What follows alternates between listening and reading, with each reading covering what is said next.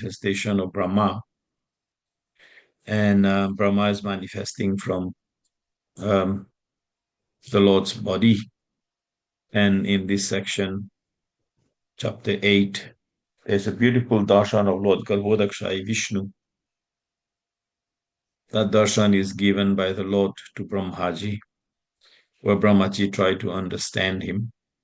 And it's a beautiful description of the beauty of the Lord in these verses, going from 24 onwards to 31. It's about 7 verses describing the absolute beauty of the Lord. And I'm requested to read. Was it just one verse, or you said 3 verses or something? Or one verse? Yeah, 3 verses, 27 through Yes. 29. Okay, so we will read through these verses, very beautiful verses.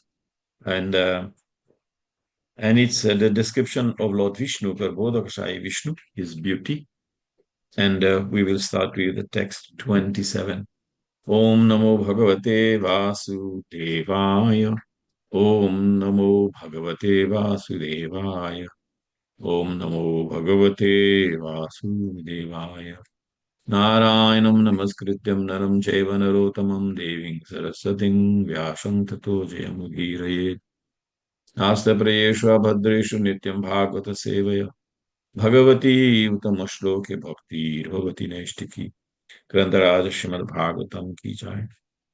So we are reading Manifestation of Brahma, which is chapter 8, canto 3, text 27. Mukhena lokharti harasmitena parishpurat kundalamanditena sunayitena dharabimba vasha pratyarhayantam sunasena shubhriha. He also acknowledged the service of the devotees and vanquished their distress by his beautiful smile.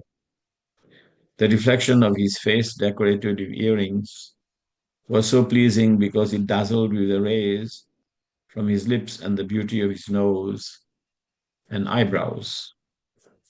Purport. Devotional service to the Lord is very much obliging to him. There are many transcendentalists in different fields of spiritual activities, but devotional service to the Lord is unique. Devotees do not ask anything from the Lord in exchange for their service. Even the most desirable liberation is refused by devotees, although offered by the Lord. Thus, the Lord becomes a kind of debtor to the devotees, and he can only try to repay the devotees' service with his ever-enchanting smile. The devotees are ever satisfied by the smiling face of the Lord, and they become enlivened. And by seeing the devotees so enlivened, the Lord himself is further satisfied. So there is continuous transcendental competition between the Lord and his devotees by such reciprocation of service and acknowledgement. I read through the text 28. Yeah, okay.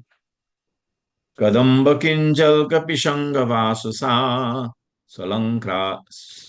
swalankritang me kalayani tambe harena chananta dhanena vatsa shivatsa vaksha stalavalabhena. O my dear Vidura, the Lord's waist was covered with yellow cloth resembling the saffron dust of the Kadamba flower, and it was encircled by a well-decorated belt. His chest was decorated with a Shivatsa marking and a necklace of unlimited value. Text 29. Parardhya keyuramani praveka paryashtadun dordhanda sahasra shakam avyaktamulang bhavanang vipendram ahindra bhoge adhivitta valsam. As the sandalwood tree is decorated with fragrant flowers and branches. The Lord's body was decorated with valuable jewels and pearls. He was a self-situated tree, the Lord of all others in the universe. And as a sandalwood tree is covered with many snakes, so the Lord's body was also covered by the hoods of Ananta. Purport. The word avyaktamulam is significant here. Generally, no one can see the roots of a tree. But as far as the Lord is concerned, he is the root of himself, because there's no other separate cause of his standing but himself. In the Vedas, it is said that the Lord is Swarasya, Swarasya, Swasra Yashraya, Swasra Yashraya. He is own support, and there's no other support for him. Therefore, Avyakta means the Supreme Lord himself and no one else. Om Gyan Timirandasya Garanjana Shlakya Chakshurunitamya Tasmai Sri Guruve Namaha. So here, Brahmaji has got the beautiful darshan of Garbhodakshayi Vishnu. Initially, the beautiful body of Garbhodakshayi Vishnu was considered to be a beautiful blue coral. And he was like the yellowish garments considered to be like the evening sky with the twilight of the sun and brightening the beautiful body of Lord Vishnu. And his helmet was considered to be like a golden summit of the mountains. And many beautiful features of the Lord, his Tulasi garland and other garlands was decorating the body of the Lord. So this, even though the Lord here is acting as an executive, Paramatma, Garbhodakshayi Vishnu is Paramatma, and so is Mahavishnu, Karanodakshaya Vishnu, and so is Shirodakshayi Vishnu. All these three Vishnus are one. They are actually, they're one feature of Paramatma. They are acting in three different functions. And therefore, the description of that beautiful Lord, even though he may be doing a function where he is laying on a bed of Ananta which is supported by Kurma, and he is there because the hoods of Ananta is supporting all the universes that will be created. And Lord Mahavishnu, Garbhodakshayi Vishnu, is described as being very beautiful. So no matter in what incarnations or in what functions we take darshan of the Lord is very beautiful. Now, when we initially start reading Srimad Bhagavatam and we see such pictures as Matsya or as Varaha or as Nashinga or even as Kurma, which these kind of creatures are not considered to be very appetizing to look at, very beautiful. But somehow or the other, there's a transcendental nature of the Lord that is there, shining through these different forms. And these forms are none different than the Lord himself and the spirit, the pure spiritual substance, Brahman, which in the form of Paramatma or Paramatma also has a form of Brahman. And it's very beautiful because the spiritual substance is all very dazzling and very beautiful. And when the Lord is being shown as Paramatma, he is so attractive. He is so attractive that he is there to attract the whole universe. Why? Because actually the Lord has all these opulences. He has these six opulences. And all the manifestations of the different forms of the Lord, which are in themselves ananta, unlimited. Advaitam, Achyutam, Anadim. The Lord is one without a second. Achyutam, he is faultless. He is infallible. Anadim, he is original. Ananta Rupa, many has millions and millions of forms. But still he is Adyan Purana Purusham. He is the oldest person.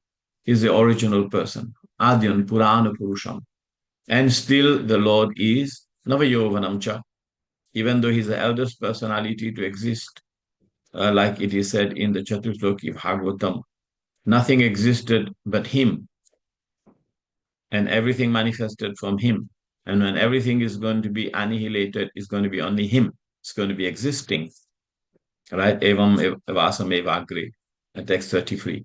So even then, the Lord is always very beautiful, very youthful, because the Lord is not affected by in any way by time. Time factor causes degradation in the universe. Time factor causes change. Every change is influenced by time. And time is a churning rod for this material universe. It changes everything through the effect of time. But the Lord is not affected by time, so therefore he is always very beautiful. He is so beautiful And why is the Lord so beautiful? Because he's a source of all beauty. So these six opulences of the Lord, which is he's the most attractive, the most beautiful, is one of the most important features of the Lord because no one can compare to his beauty. Mm. And sometimes devotees like to think there was a question was raised to Srila Prabhupada. And because Radharani is very beautiful, and Radharani is so beautiful that he even attracts Krishna. So then the question was posed to Srila Prabhupada, and he said, Prabhupada, but who is more beautiful? Is it Krishna or Radharani? It's a tricky question. So Srila Prabhupada answered very diplomatically. He said, the devotees like to think that Radharani is more beautiful. But he didn't say Radharani is more beautiful. Devotees like to think that Radharani is more beautiful because Krishna is the source of everything. So, but devotees like to think because Radharani attracts Krishna, then she must be more beautiful. But then in Brahmavarta Puran, it is said that everything starts with Krishna, Eko Bahusyan. Everything starts with him. From one comes many. And the Lord wanted to enjoy, so from one comes many. That means he expands himself to be able to enjoy rasa and relationship with all the others. So even he is a source of Srimati Radharani. We cannot like kind of think of it in terms of time. It is a very difficult tattva to understand. But the Lord is a source of all beauty. Mm. And here in the text 27, it is said that the Lord acknowledged Sonai Tena, the service of devotees with a beautiful smile. So generally when the devotee is doing some service, even if it is in the deity form, we will see when the spiritual master or the Supreme Lord is satisfied with the devotee's service, the reciprocation is real. The reciprocation is there, and the reciprocation is internal. It is a reciprocation uh, between the Aradhya, the worshipable Lord, and the Bhakta. And the reciprocation is real. If you're dressing the deity and you're doing that, chanting your rounds before you go into the temple and then dressing the deity for many years. And then you will see there is a reciprocation because the Lord is smiling. But the smile of the Lord is not always visible to everyone. Why? Because it is a reciprocation. Mukhena lokarite hara smitena. Smitena means smile. So when the Lord is satisfied with the devotee's service, he smiles. Hmm? There's another interesting episode of the Lord smiling. It was Kunti Devi. He stopped Lord Krishna to offer prayers to him when he was just about to depart after the episode and Lila of Hastinapur, and he was about to go to Dwarka. And then she offered her beautiful prayers. And then the Lord, in response, long prayers of Queen Kunti, quite a few uh, number of verses we Prabhupada put together as prayers of Queen Kunti in a book. And then after that, Lord Krishna carefully listened to her prayers and acknowledged everything. And how did he end? How did that conversation end? Anyone remember? It ended just, Krishna didn't say anything. Krishna just smiled. Krishna just smiled. So by Krishna just smiling, he was actually very pleased and very happy to see the beautiful prayers of Kunti Devi. So here the Lord, when he is acknowledging the service of the devotees, with his beautiful smile, and the smile of the Lord is always like he's smiling from the corner of his lips. It's not always a full-blown smile. It's a very merciful smile. It is a smile that has a lot of mystery. It is a smile that has a lot of reciprocation. And just by this smile, just by this reciprocation, the devotees, distress is vanquished. So our distress is vanquished when we chant the holy name of Krishna. And our distress is vanquished when we actually take darshan of the Supreme Personality of Godhead in the deity form. Hmm? So it's not so difficult to have our distress vanquished in the material world. Not so difficult, actually, because the distress is coming because of um, the sinful reactions, because of the sins that we have committed. Hmm? So this is considered what's the Sanskrit word for that? Anyway, there's an interesting Sanskrit word used. So because we are actually um, have committed sins, and when the sinful reactions are finished, uh, then actually the devotee's distress goes. Hmm.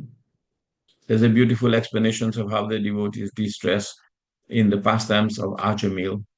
Even though he was 80 years old and he was challenged by a near-death experience and had the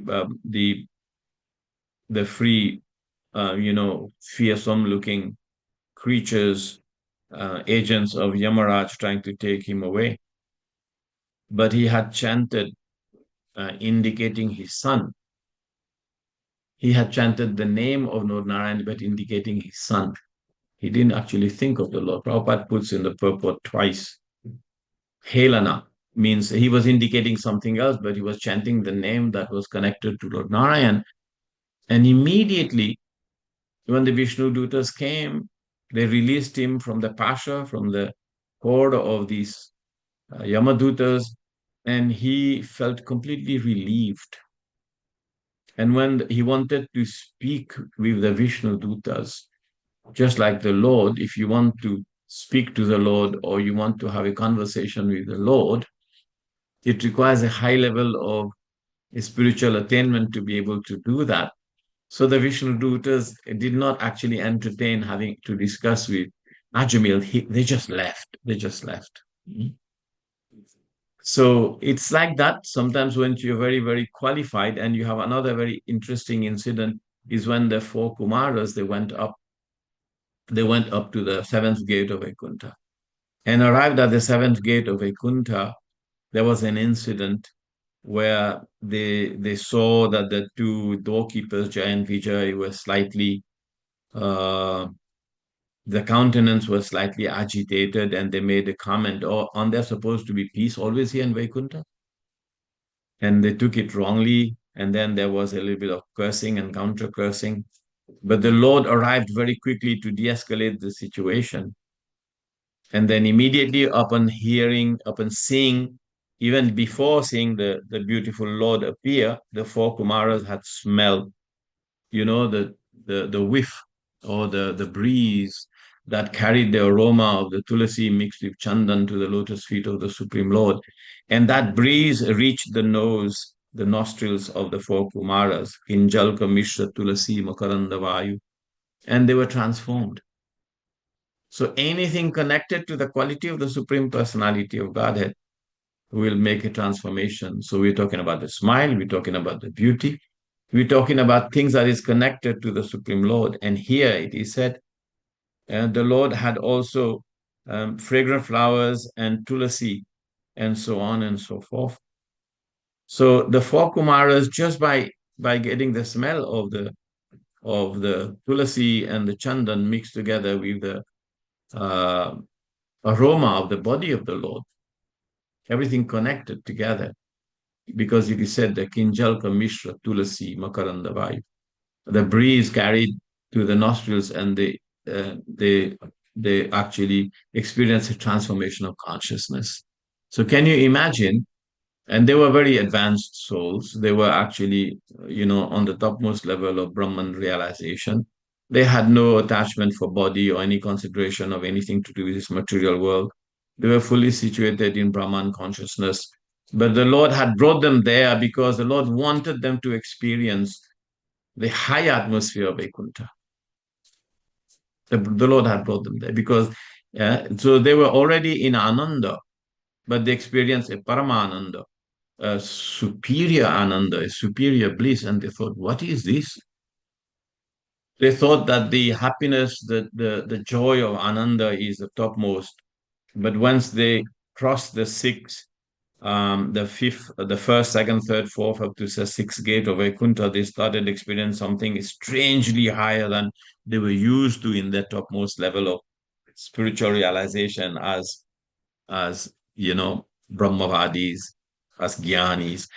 But why? Because everything connected to the Supreme Lord gives a higher and higher reciprocation of joy, which actually removes all the distress.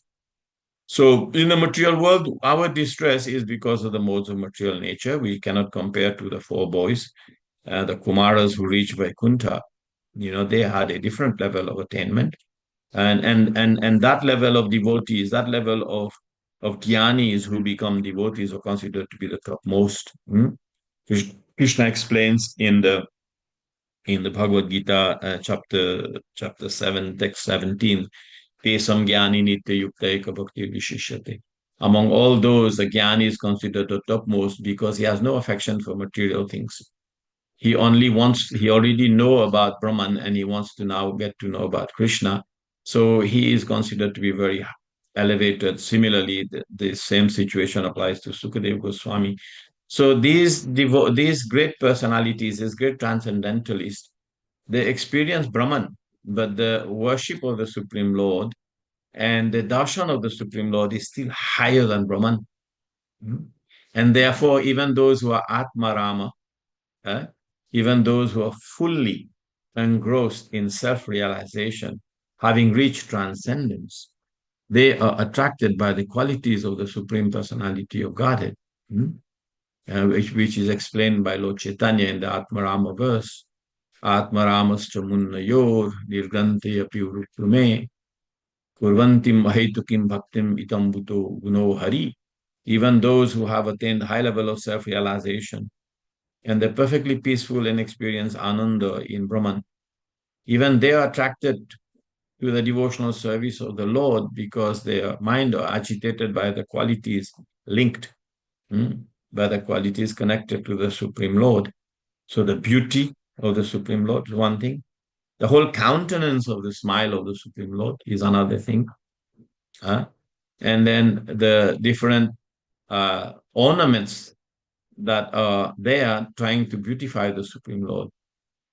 So sometimes the question is raised, how can something make the Lord beautiful when all the source of beauty is actually the Supreme Lord? So the Supreme Lord is also described as Bhusha Bhushanangam. Hmm? Bhusha Bhushanangam means that he actually beautifies the ornaments that is put on him. Bhushana Bhushanangam means those ornaments that are put on him to beautify his body. Actually, it goes the other way around. He beautifies those ornaments. Those ornaments become more beautiful because when they're placed in the body of the Lord, because it's the source of all beauty. And then combined together, it gives a very beautiful, admirable, very attractive feature of the Supreme Lord. So it is said here, his face was pleasing with beautiful nose, with beautiful nose, and his eyebrows, and the rays from his lips and earrings. So, particularly looking at the eyebrows of the Supreme Lord and description of the eyebrows of the Supreme Lord, uh, I think I'm not sure where, but I think in Pancharatra, it is described that once we are taking the darshan of the Supreme Personality of Godhead, then we go to take darshan of the Supreme Lord in the deity form from the lotus feet, and we meditate on the lotus feet. The lotus feet removes all the stress. Yeah, you can take a darshan of the beautiful lotus feet of the Lord. And if you can just fix your gaze on the lotus feet of the Lord and make some prayers, then that is very, very good for advancement in Krishna consciousness. More than that is not required, really. But as we are devotees of Krishna and we are trying to, appreciate the beauty of the Lord, we can look at the Lord's thigh, his dhoti, then his sash, then we looked at his beautiful cloth and his kurta and his chest. And then we can look at his beautiful arm and his flute playing, and then we can look at his beautiful smiling face, right? The beautiful smiling face.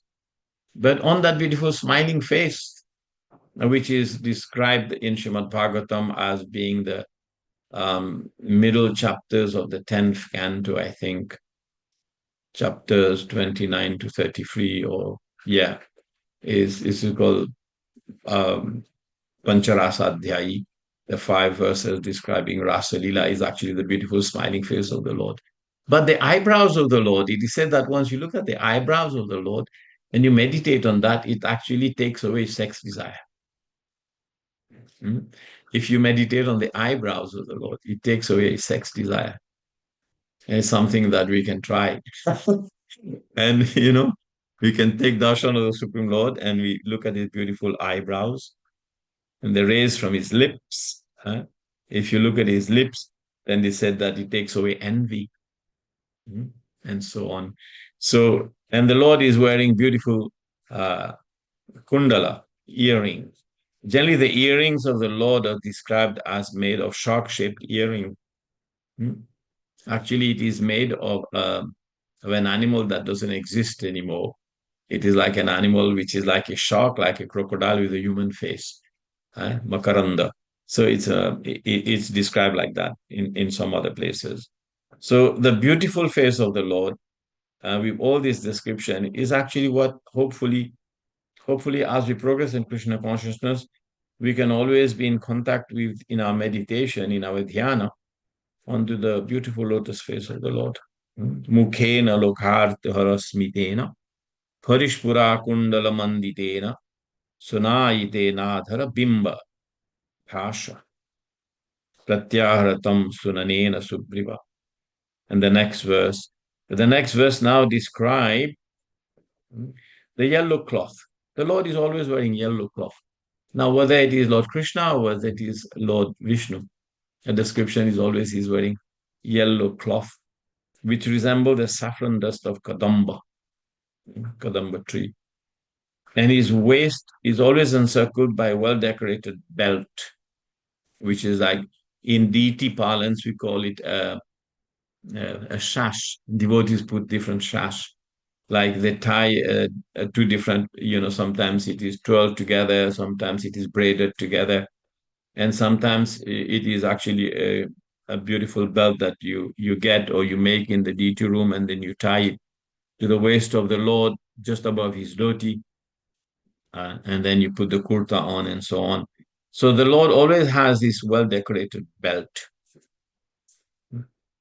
and his chest has what we call Srivatsa. Srivatsa is that the Lord has given a place, has given an assigned place, which is indicated by a tuft of white hair. And this is a place of Shri. Vatsa means the resting place or the place of Shri, which is Lakshmi Devi.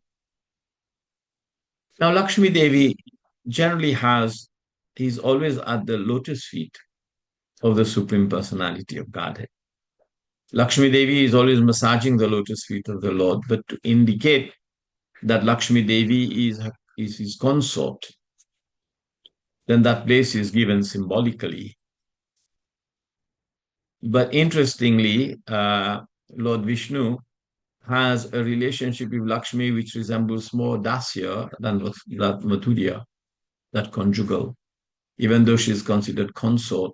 So the Srivatsa has a place indicating, and you will hardly see any picture. You can see Lord Narayan and Lord Lakshmi Devi standing together, but we never see a picture of Lakshmi Devi actually laying her head on the chest of Narayan and so on and so forth. Because Lakshmi Narayan is the mood of Lakshmi Narayan is awe and reverence. And the devotees don't aspire for anything else except awe and reverence.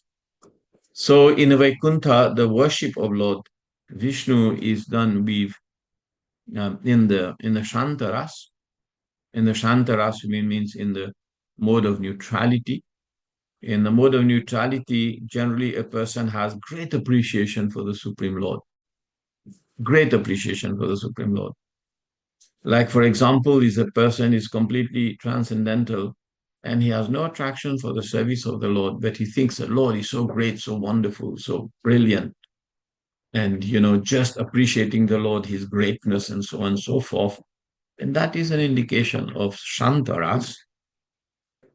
Like if we keep appreciating everything and we keep digging all the different prayers and appreciating the Supreme Lord, and our meditation goes on the extreme, wonderful, beautiful qualities of the Supreme Lord, then we will become very, very purified.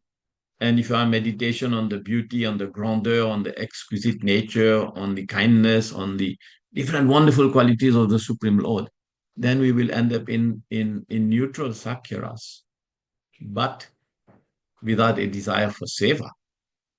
So when we move on a notch up, and we said, no, not just that the Lord is so great, so wonderful, but I'm inspired to do some seva. I'm inspired to do some service. I'm inspired to do something and be of some sort of practical seva. Then it is dasya. So from shanta to dasya. So there is not much of an expression of Sakya in Vaikuntha with Lord Vishnu.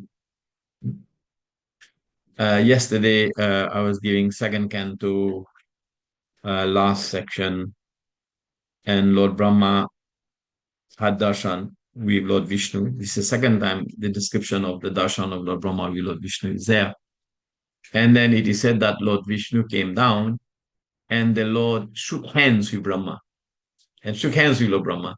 And it is said there in that verse, it's somewhere here in the that because he shook hands with Lord Brahma, that Lord Brahma said, "Are you taking me to be your friend?" So there is that Sakya, there is that mood that even we devotees, we consider Krishna or our spiritual master to be our best friend. It's called Sakyam. But that is not a full manifestation of the Sakya ras. Not in the same way that, for example, Sridham is friend or Madhumangal is friend with Lord Krishna. That kind of friendship is not very much exhibited in Vaikuntha.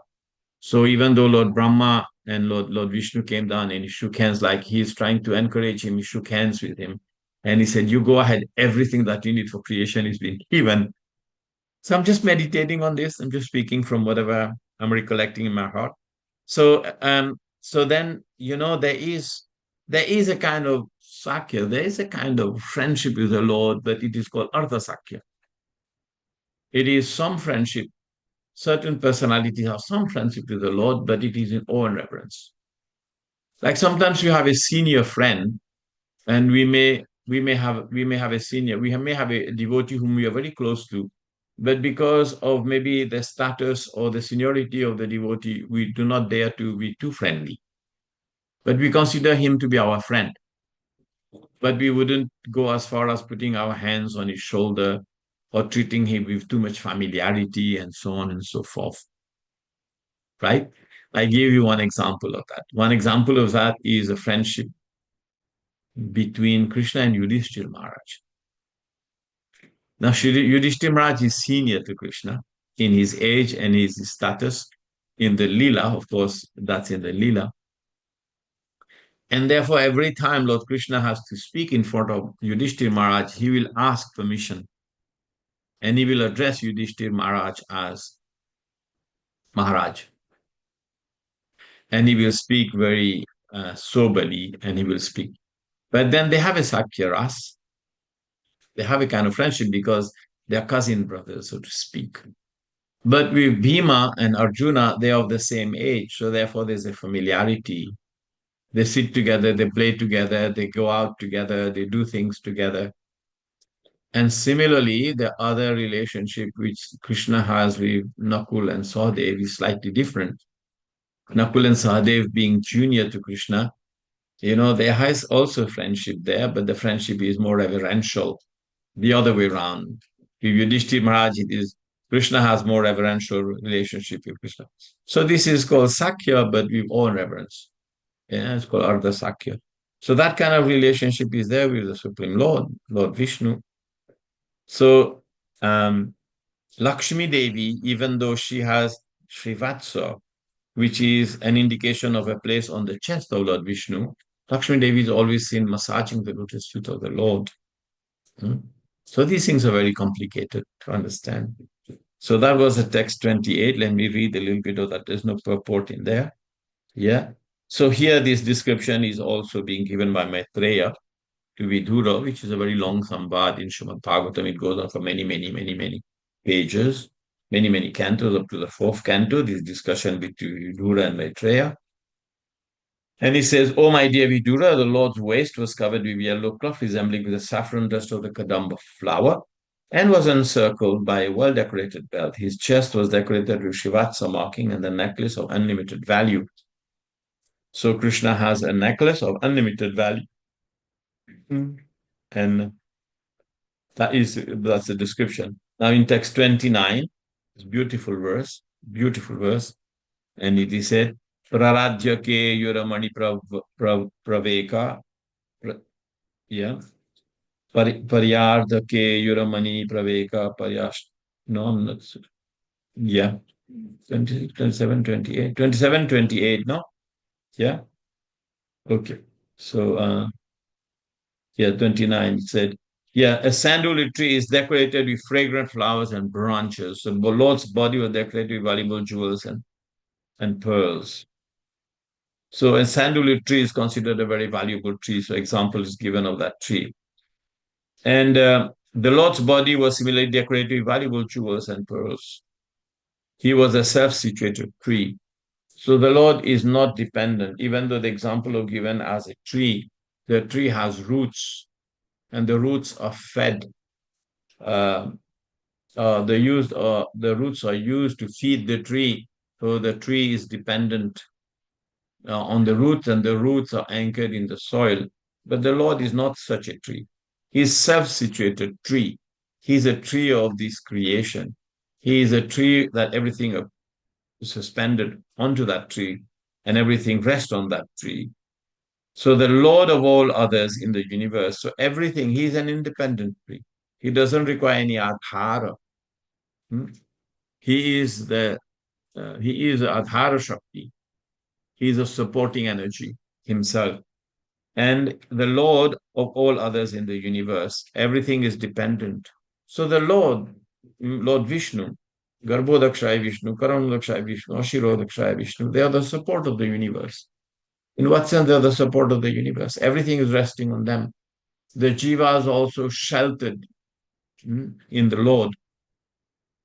The jivas cannot exist without the association or the supervision or the mastership, the control from the Supreme Lord.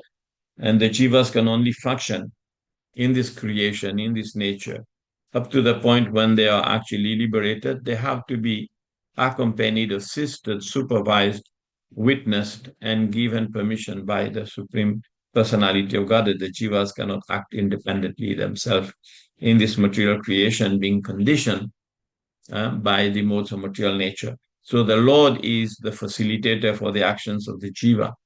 So the jiva knows, and the Lord knows everything that the jiva knows. Hmm? So the jiva is Kshetragya, he is Kshetragya, he's a knower of the tree of the body, but the Lord is a knower of the tree of the body of the jiva and all other bodies of other living entity. So he is a support, he's a adhara. Hmm? So now a description is given. The sandalwood tree is covered with many snakes. Hmm? Because why is a sandalwood covered with many snakes? Because the sandalwood is considered to be cool. The temperature of the sandalwood tree is always a little bit less than the environment. Sandalwood has a nature like that, to be cooling. That's why sandalwood paste is used for Chandan Yatra in the middle of summer when there's the celebration of Chandan Yatra for the deities. Then Chandana, the paste of sandalwood wood, is made into paste mixed with water, and then it is covered, used to cover the body of the Lord to cool him down. Hmm? So to be able to, and sometimes you see many Maharajas and many Swamis, they cover their head with chandan because that's because of the hot weather. They try to keep the body cool so they do not suffer from stroke and so on. So the snakes like to, because the cold-blooded creatures, they like to hang on the sandalwood tree so that they can keep the body cold. So the Lord's body was also covered by, so an example is given here. The Lord's body was also covered by the hoods of Ananta. Ananta Shesh with these massive and very protective hoods, many headed snake of Ananta Shesh.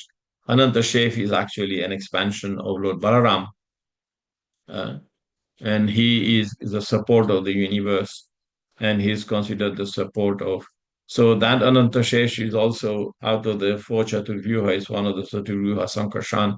Then he expands into the different aspects of Lord Vishnu, and then he becomes the actuator of this material creation, and he becomes the support of the material creation. So that is Lord Ananta. Hmm? So here I will read the purport and we will end there. The word avyakta moolam is significant. No one can see the roots of a tree. Yes, the roots of a tree are hidden. Similarly, how the Lord is the root of this creation is very difficult to see. It's very difficult to see. And um, he is a root of himself because there's no other separate cause of his standing but he himself. In the Vedas, it is said that the Lord is Swashra Ashrayashya. He is his own support. Now, the thing about the Lord being his own support is very important also. The Lord is Ashraya. Ashraya means he's a support. He is the ultimate shelter. He's the ultimate shelter. The ultimate shelter of the jiva is the Supreme Personality of Godhead. Everything rests in him, everything comes to him. The material energy comes, manifests from him, is expanded by his energy, and then when it is wounded, it actually rests in him. The jivas are always existing eternally, but they come to take ashraya. Ashraya, ashraya. The Lord is his own shelter, but the jivas, we are conditioned souls, our only shelter is the Supreme Personality of Godhead. He is his own support, and we are dependent on him. So the Lord is manifest by himself, so sometimes he's called avyakta. Avyakta sometimes means unmanifest, but because he's manifest by himself, also it is called avyakta, because nothing else manifests him, he manifests himself. And no one else. So these are the descriptions given here. Um, so in the last verse, the beautiful description, the valuable jewels, the pearls on the arms, the fragrant flowers, and especially the same Lord Narayan when he's in Vaikuntha, the flowers are so beautiful on his neck, and there are different bumblebees and different insects or hovering around the flowers of the flowers in the garland of the Supreme Lord. And description is also given that the bees consider these flowers to be the temple. I mean, this is where they go and worship the Lord. And also some other descriptions is given in the other section of the description of the Garbhodakshaya Vishnu and Lord Vishnu also, is that the Lord is considered so beautiful that when and even in Vaikuntha there are so many associates of the Supreme Lord, so many devotees are there. They're always attracted to glorifying the Supreme Lord. And even the cranes and the birds and the bees are glorifying the Supreme Lord. And there's an interesting coordination between them. When the bees start humming a little bit higher pitch, then the cranes and the birds will stop. They will stop all their noise or all their singing, and they will listen to the humming of the bees. And when the birds start to chirp higher, that means that they have something interesting that they've discovered, something interesting to describe about the Supreme Lord, and therefore the others will keep quiet. So um, this is how it is in the spiritual world in Vaikuntha. Everyone is glorifying the Supreme Lord to the best of their ability, and whoever can do it nicely, the others listen and they become very enlivened, they become very appreciative, and therefore all their happiness and joy is always ever increasing, even in Vaikuntha. So Lord Brahma has got this beautiful darshan of Lord Garbhodakshaya Vishnu, and he feels very inspired. He feels like he's been given everything to do his seva, his service, and the Lord has manifested to Lord Brahma. One interesting point also I was reading that I'd like to share with the devotees before I end is generally every day the Lord Brahma, he wakes up in the morning and then he has a devastation to deal with. And the waters of devastation below him, of body of Lord aging, and there's wind that are left from the previous night of devastation. And then Lord Brahma, he wakes up in the morning and he has to deal with the creation again. Everything that is destroyed between the lower planetary systems all the way up to Swarga. And the sun and moon are dimmed. The sun and moon, they look like they have a light, small light left, and they are dimmed, just like a bulb is dimmed. There's nothing going on. and the upper planetary systems are there. And Lord Brahma has to create every day. Every single day of his waking, he has to create. Again, the jivas have to come up from the body of Lord Anand, Lord Garbhodakshai Vishnu. They are sheltered in him. Uh, Avaktarasa Sindhunam. They are all the oceans and everything are rested in him. And the pumsam, the jivas are rested in his udhara, pumsam api udhara, in his stomach. And the subtle body of all the jivas are resting in the heart, manasa api hridayam, the heart of the Lord. So Lord Brahma has all the jivas who have gone sheltered into the Garbhodakshai Vishnu. Now he has to create. And every day he makes a prayer for creation. And it is like everything is new. When you wake up in the morning, you have a new set of programs, you have a new set of things to do. Today is not like yesterday, it's a different thing. So it's the same for Lord Brahma. He creates every day like this. Every day Lord Brahma creates. So at one particular point in one particular time, right when the Lord Brahma reaches half his age, Praradha, huh? The first day after his 50th birthday, actually he gets darshan of Lord Krishna. That is described in the second canto. It is also quoted from Gopaltapani Upanishad and also the Chatushloki Gita. Vishwanath Chakravarti Thakur said that it was given to him by Lord Krishna. So generally it will be Lord Vishnu would give darshan, and that's the description here.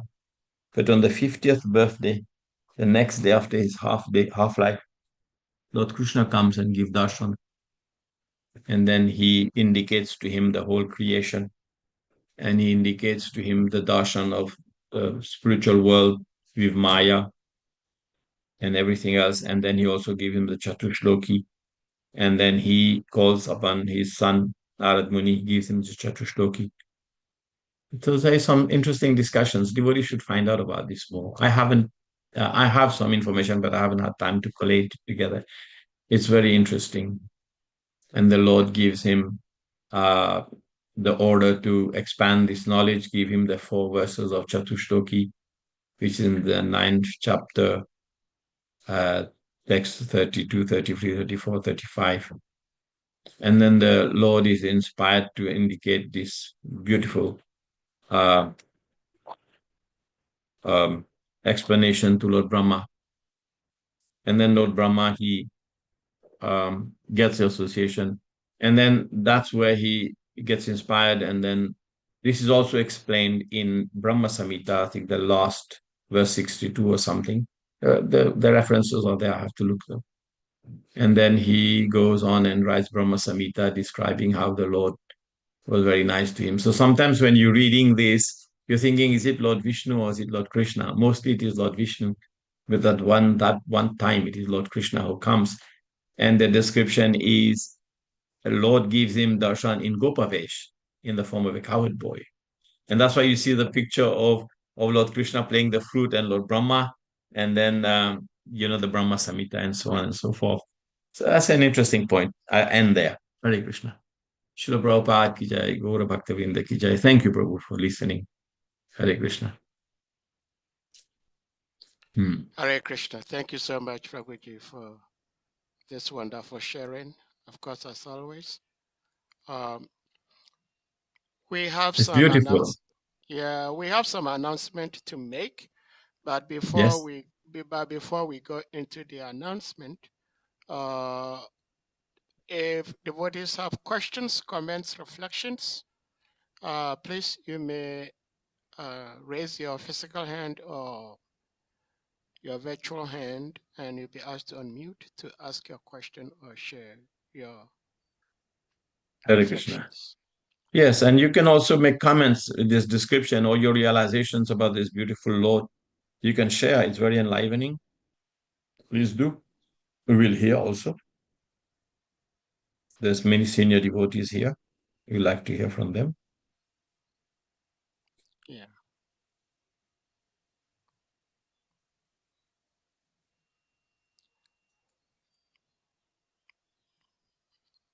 Well, Prabhuji, I have a question. Yes, go on, Prabhu. Uh, I think I had heard you say that, of course, there is beautiful description of the different bodily parts of the Lord. And Hmm. if I'm not mistaken, I think I heard you say that if one meditates on the lotus eyes of the Lord, one gives up sex life. The eyebrows. The eyebrows, yeah, the The eyebrows. eyebrows. Yes. The So eyebrows. I would want you to explain what sex life is because Yeah. I am thinking, I might be wrong, but I'm thinking that a personality like Bhaktivinoda Thakur, who was a Grihasta, he knew the Supreme Lord, but he was a Grihasta. So if you may explain Yeah. what it Okay. means of when we say sex life in the It's context more it's more of like, yeah, okay, thank you. Hare It's more Krishna. like the desire for sexual enjoyment. The desire for sexual enjoyment stays in the consciousness of the jiva even if it gets very old. That is always there. So because of that desire is always there when we hear the story of Maharaj Jayati was married to Devyani, and then Pururava who got attracted to Urvashi and so on and so forth. You will see that he wanted to really enjoy and wanted to go to the heavenly planet. He did ritual, Pururava especially did ritual to go and enjoy with Urvasi. Yayati wanted to change his body with his son so that he can enjoy more. So actually the desire for sexual enjoyment, the desire actually doesn't go away with the effect of time. The desire always stay there because the nature of the jiva to enjoy. But if you are in contact with the modes of material nature, then we will have desire for sex enjoyment. And the desire for sex enjoyment, Prabhupada explains in so many different ways in the fifth canto. It is the shackle that binds us to the material world. I'm sorry. Hare Krishna Maharaj, I'm going to call you in 15 minutes. I'm just in a class. Hare Krishna. Hare Krishna. So it's a shackle that binds us to the material energy, right? So okay. So now when we talk about personalities like Srila Prabhupada, who was also a Grihastha, and Bhaktivinoda Thakur, who was also he had a family and he had 13 children. So where do we draw the limit of what is sex life and what is sex desire? Well, sex life is not contrary to religious principles. Bhagavad Gita explains that sex life is not contrary to religious principles because the desire for sexual enjoyment is there in the body of the conditioned soul, and he can use that to actually create Krishna conscious children. So I would think that that was the case with Bhaktivinoda Thakur, where possibly, I cannot say, but possibly, that he was having children, for which reason he's an acharya, I cannot speculate. But if a Krishna conscious person is acting in Krishna consciousness, he will want to have children for the sake of bringing up Krishna conscious family or Krishna conscious individuals in this planet. So, but we are always, I cannot speak for Bhaktivinoda Thakur, but he's an acharya, he's given by example. And I cannot say whether we should follow the example. He had 14 children or what to do because he was a different category of a person in his own class. But what I can say about sex desire is a desire to want to enjoy in sexual relationship. Now, let's take it a little bit step further to understand.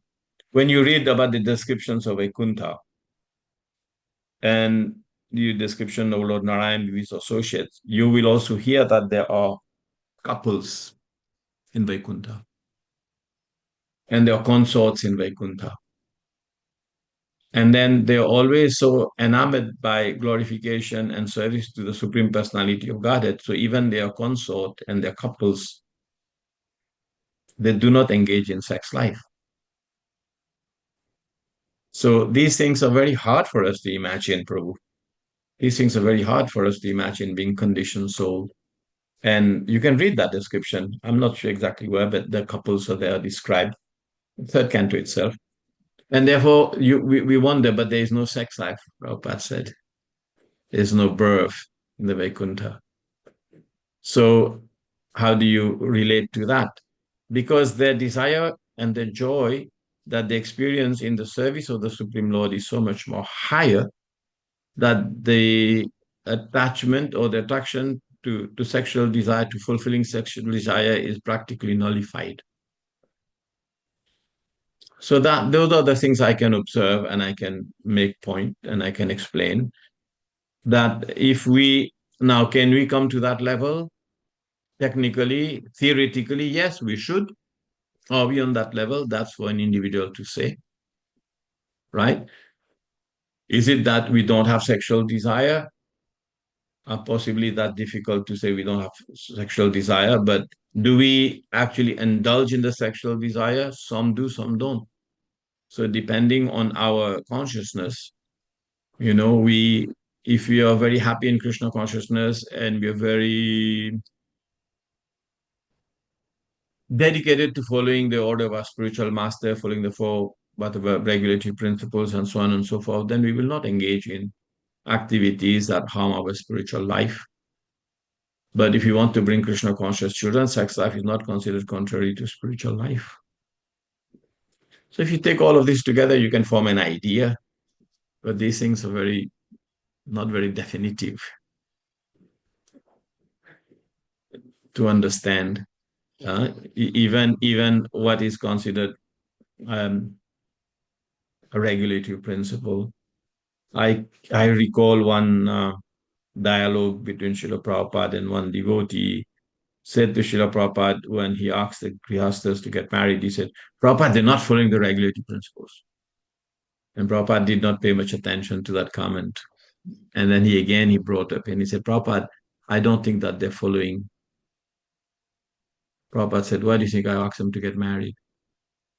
Prabhupada didn't make any comment.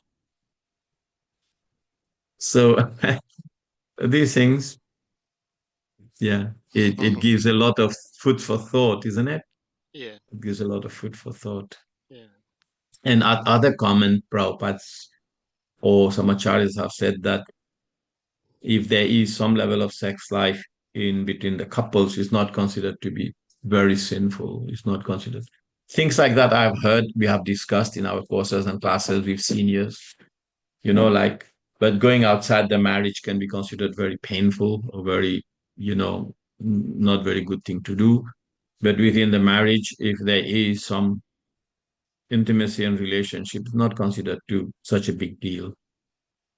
Things like that I've heard. So Yeah. it's a big topic, Prabhu. Yeah. I'm not an expert. Hare Well, Krishna. Hare Krishna. Good food for thoughts. That food for thought. Yeah. Hare Krishna. Thank you so much, because it helps me understand uh, what the scriptures our acharyas mean when they talk of sex life. So, Hmm. uh, dear devotees, if anyone has questions, comments, reflections, you may do that before we make our announcement. Ganga Prabhu is there, Hari Chakra, and Varaha Prabhu is also here. If you want to contribute to the discussion, Varaha Prabhu, be happy to hear from you.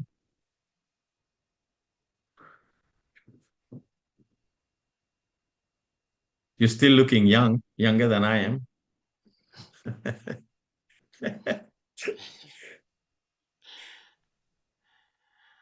Well, Hare Krishna, dear devotees, today is the 7th day of May 2025, and it's Wednesday. Um, and we just got a very, very sad and unfortunate news Oh, that one of our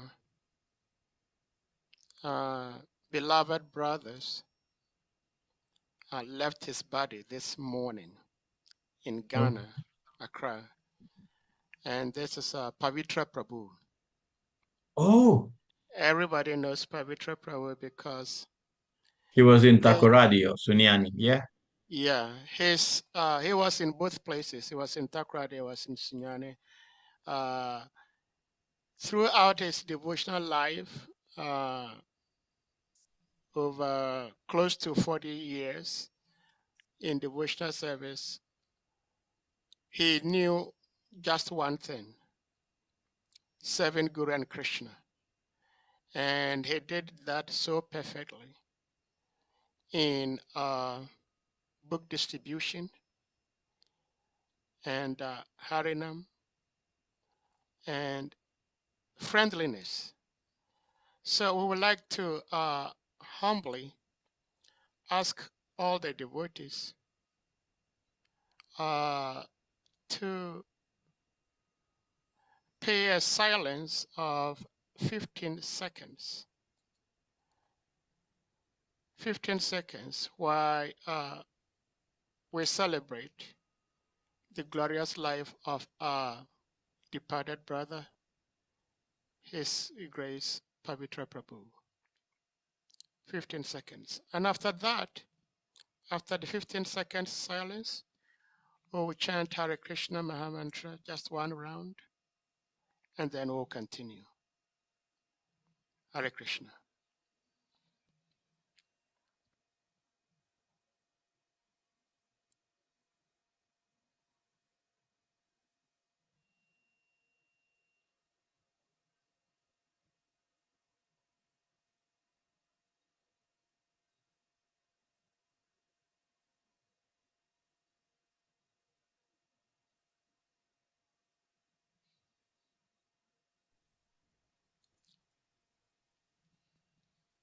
All right, thank you. I actually made a mistake. I meant to say 16 seconds, but I said 15 seconds.